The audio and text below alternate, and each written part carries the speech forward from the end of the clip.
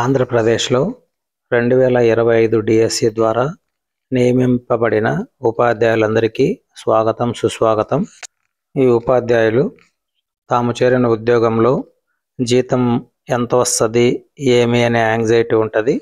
ఆ జీతపు వివరాల గురించి కొద్దిగా తెలుసుకుందాం.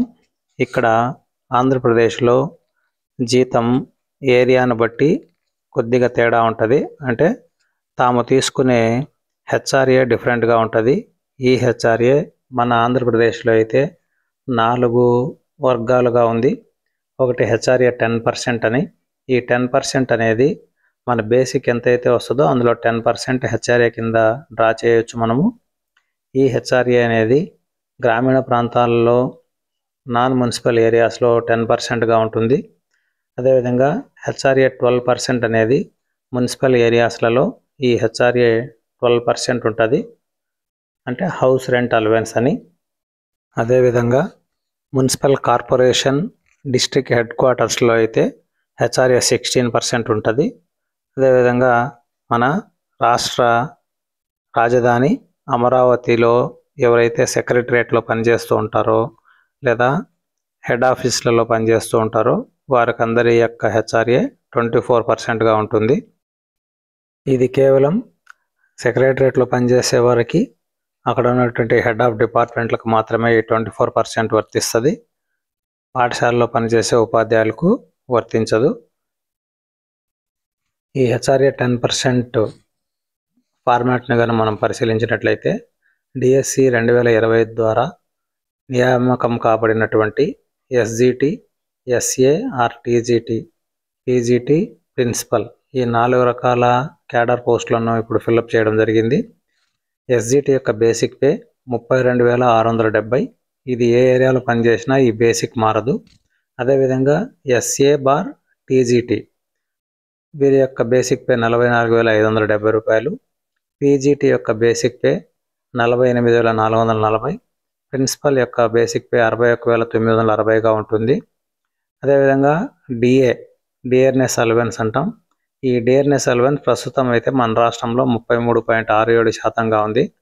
ఆ బేసిక్ ఎంతైతే ఉందో దాన్ని ఈ 33.67తో మల్టిపుల్ చేస్తే వచ్చేదే డిఏ అవుతుంది. ఈ విధంగా అన్ని క్యాడర్లకు డిఏలు చూసినట్టయితే ఎస్జిటి క్యాడర్కు 11,000, ఎస్ఏ క్యాడర్కు 15,007 రూపాయలు, పీజీటీ క్యాడర్కు 16,310, ప్రిన్సిపల్కు 20,862గా ఉంది. ఇక్కడ హెచ్ఆర్ఏ తీసుకున్నట్టయితే 10% ఉంది కాబట్టి ఆ బేసిక్ ఎంతైతే ఉందో దాని 10% 32,67, ఎస్ఏ క్యాడర్కి అయితే 44,57, పీజీటీకి 48,44, ప్రిన్సిపాల్కు 61,96. ఈ మూడింటిని కనుక మనం టోటల్ వేస్తే ఎస్జిటికి వచ్చే శాలరీ ఈ 10% హెచ్ఆర్ఏ ఉండే ఏరియాలో 46,937గా వస్తుంది. ఎస్ఏకు 64,034, పీజీటీకి 69,594, ప్రిన్సిపాల్కు 89,018 రూపాయలు వస్తుంది. అట్లా డిడక్షన్స్ దగ్గరకు చూసినట్టయితే ఇప్పుడు చేరే ఉపాధ్యాయులందరూ సిపిఎస్ ఎంప్లాయీస్ అవుతారు కాబట్టి, అంటే కాంట్రిబ్యూటరీ పెన్షన్ స్కీమ్లో ఉన్నారు కాబట్టి అందరికీ పైన ఉన్నటువంటి బేసిక్ పే, డిఏ ఈ రెండు ఎస్జిటీలకు మనం చూసినట్టయితే 43,670 రూపాయలు అవుతుంది. దాంట్లో 10% అమౌంట్ మనకు ఈ డిడక్షన్ కింద అంటే సిపిఎస్ కింద డిడక్ట్ అవుతుంది.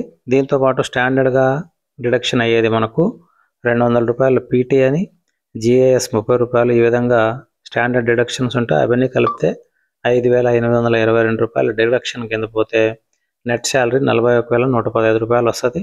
అదేవిధంగా ఎస్ఏ క్యాడర్ వాళ్ళకైతే 56,291, పీజీటీ క్యాడర్ వాళ్ళకైతే 60,759, ప్రిన్సిపల్ క్యాడర్కి 77,916 రూపాయలుగా ఉంది. ఇక్కడ మనం ఈ హెచ్ఆర్ఏ 12% వారిని కానీ మనం గమనించినట్లయితే 10% వాళ్ళకి 12% వాళ్ళకి ఇద్దరికి తేడా ఈ హెచ్ఆర్ఏ దగ్గర మాత్రమే ఉంటుంది. బేసిక్ పే, డిఏలో ఎటువంటి మార్పు ఉండదు. ఇక్కడ హెచ్ఆర్ఏ మాత్రం 12% కాబట్టి ఎస్జిటి క్యాడర్ వాళ్ళకి 39,20 వచ్చి వారి గ్రాస్ శాలరీ 47,000. ఈ విధంగా హెచ్ఆర్ఏతో కలిపి మొత్తం గ్రాస్ శాలరీ 47,590 రూపాయలు. ఈ డిడక్షన్స్ పోను మన చేతికి వచ్చే శాలరీని నెట్ శాలరీ అంటాం. అది 41,768గా ఉంది ఎస్జిటీలకు. ఎస్ఏలకు అయితే 57,182, పీజీటీలకి 61,728, ప్రిన్సిపాల్కైతే 79,155 ఉంది. అదేవిధంగా హెచ్ఆర్ఏ 16% వచ్చే ఏరియాలో చూసుకున్నట్టయితే ఈ 16% వచ్చేది ముఖ్యంగా డిస్ట్రిక్ట్ హెడ్ క్వార్టర్స్ మున్సిపల్ కార్పొరేషన్స్లలో వస్తుంది. ఇక్కడ కూడా బేసిక్ పే డిఏలో ఎటువంటి మార్పు ఉండదు. ఓన్లీ హెచ్ఆర్ఏ మాత్రమే 16% చేంజ్ అవుతుంది. కాబట్టి ఈ డిడక్షన్స్ కూడా మారవు. గ్రాస్ శాలరీ, నెట్ శాలరీ మారుతుంది. ఎస్జిటీల గ్రాస్ శాలరీ 48,897, అదేవిధంగా నెట్ శాలరీ 43,075. ఈ నెట్ శాలరీ కొద్దిగా తగ్గుతుంది, ఎందుకంటే ఈ డిడక్షన్స్లో ఏపీజీఎల్ఐ కావచ్చు లేదా ఈహెచ్ఎస్ ఈ రెండు ఇన్క్లూడ్ అయి ఉండవు. ఆ రెండు ఇన్క్లూడ్ చేస్తే డిడక్షన్స్ పెరిగి నెట్ శాలరీ తగ్గుతుంది. అంటే ఎస్ఏ యొక్క గ్రాస్ శాలరీ 66,708, నెట్ శాలరీ 58,965. అదేవిధంగా పీజీటీ శాలరీసు, ప్రిన్సిపల్ శాలరీసు ఇవన్నీ ఉన్నాయి, ఒకసారి వెరిఫై చేసుకోగలరు. ఈ విధంగా నూతన ఉపాధ్యాయులకు శాలరీస్లు. కాబట్టి నూతన ఉపాధ్యాయులందరికీ హార్ట్లీ కంగ్రాచ్యులేషన్స్. Thank you.